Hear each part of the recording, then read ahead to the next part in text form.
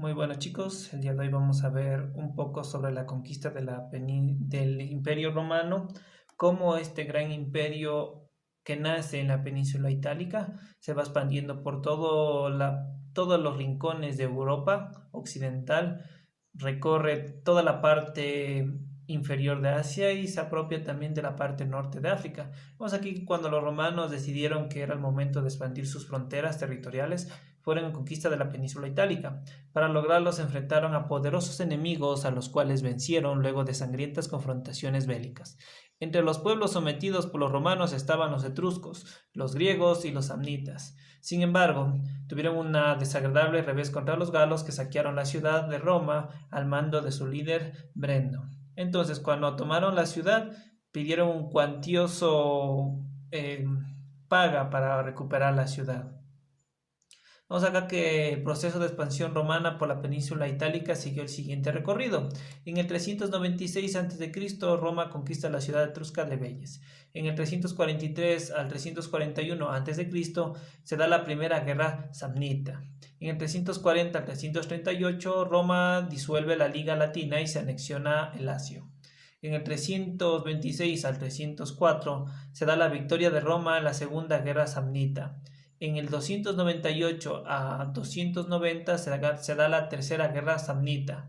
En el 265 a.C., con su aplastante victoria sobre la ciudad griega de Tarento, Roma domina Italia desde el norte de los Pirineos hasta el sur, es decir, recién aquí se apropia de todo lo que nosotros conocemos la península itálica. Ok, vamos a ver acá que empiezan las guerras pírricas. Cuando Roma enfiló sus tropas hacia la Magna Grecia, los griegos de Tarento solicitaron apoyo a Pirro, rey de Epiro, uno de los grandes estrategas de su tiempo. Pirro tuvo importantes victorias sobre los romanos, pero la mayoría de ellas se consiguieron a costa de la muerte de muchísimos soldados, que a la postre le costaron perder la guerra con la caída de Tarento. Desde esta guerra procede el término victoria pírrica, en alusión a una victoria ganada con tal esfuerzo y sacrificio que no compensa la ventaja obtenida. Vamos a ver las guerras púnicas. Entonces vemos aquí que conquistada la península itálica, los romanos lanzaron su afán expansionista al mar Mediterráneo, el cual ya se encontraba controlado por el Cartago. La causa principal de esta confrontación fue la rivalidad por el control comercial del mar Mediterráneo. Tenemos que la primera guerra púnica se dio en el 264 al 241 a.C. Tenemos a Amílcar Barca, almirante de la flota cartaginesa. Supo contener a la flota romana por cierto tiempo hasta que fue vencido en combate por Egeates. Cartago perdió sus colonias en Sicilia y Cerdeña. Vemos aquí una moneda representativa, ¿no?, del general cartaginés Amílcar Barca. Vamos a ver la Segunda Guerra Púnica en el 218 al 201 a.C. El general cartaginés Aníbal Barca, hijo de Amílcar, logró una importante proeza militar al cruzar los Alpes, sorprender a los romanos y derrotarlos en las batallas de Trebia, Trasimeno y Canas. Sin embargo, sería vencido por Escipión el Africano en Sama en el 202 a.C. Vamos a ver la Tercera Guerra Púnica, en el 149 al 146 a.C. Los romanos temían el resurgimiento del Cartago. Por ello, el senador romano, Catón el Censor, pronunciaba encendidos discursos acerca del peligro que la existencia de Cartago representaba para Roma. Estos discursos los terminaba con la frase «Delanta este Cartago». Debemos destruir a Cartago. Finalmente su voz fue escuchada, el Senado votó a favor de la destrucción de la ciudad. En el año de 1046 a.C., Cartago fue totalmente destruida por las tropas romanas dirigidas por Escipión Emiliano, hijo de Escipión el Africano, y sus habitantes fueron asesinados o vendidos como esclavos. Vamos a ver el mapa de las guerras púnicas, ¿no? Empezamos por las primeras guerras púnicas, que son en la parte norte de Europa, y vamos viendo cómo se va trasladando, ¿no?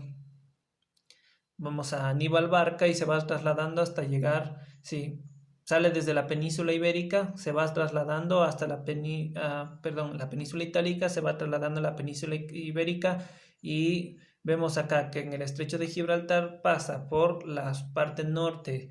Sí, aquí tenemos a Marruecos y va por la parte norte de África hasta llegar a donde antiguamente estaba asentado el imperio egipcio.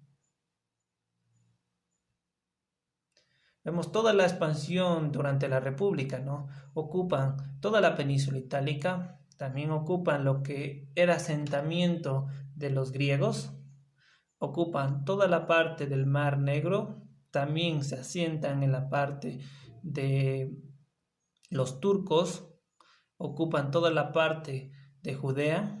Aquí tenemos la representación de Jerusalén.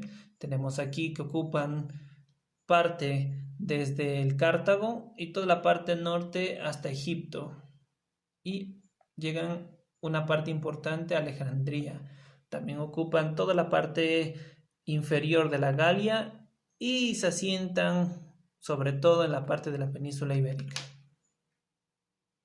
Recordemos que todo este proceso duró cientos de años, no fue un proceso muy breve, sino se demoró mucho tiempo en la expansión. Hubo también muchas sublevaciones y gente que quería destruir este imperio, pero duró muchos años. Vamos a ver un cuadro representativo, un mapa conceptual, resumiendo la expansión romana. Tenemos en primer punto la conquista de la península itálica, que derrotan a los etruscos, a los samnitas y a los griegos. Y con los griegos se dan las guerras pírricas. Vamos acá, segundo periodo, las guerras púnicas, que se da un enfrentamiento entre Roma y Cartago. La causa, la lucha por el control del mar Mediterráneo. ¿Por qué era importante mantener el control o por qué era importante adjudicarse el mar Mediterráneo? Porque era una fuente importante del comercio, ¿sí? Del comercio mediante navíos, mediante barcos. Tenemos la primera guerra, que era la victoria romana de los Egates. Tenemos la segunda guerra en Canas, la victoria cartaginesa de Aníbal Barca. Y la tercera guerra que se da la destrucción del Cartago con el Catón de César. Tenemos la sama victoria romana de Escipión el Africano. ¿Cuál fue la consecuencia? Pues la expansión romana por la cuenca del Mediterráneo y la parte norte de África. Eso ha sido todo y muchas gracias.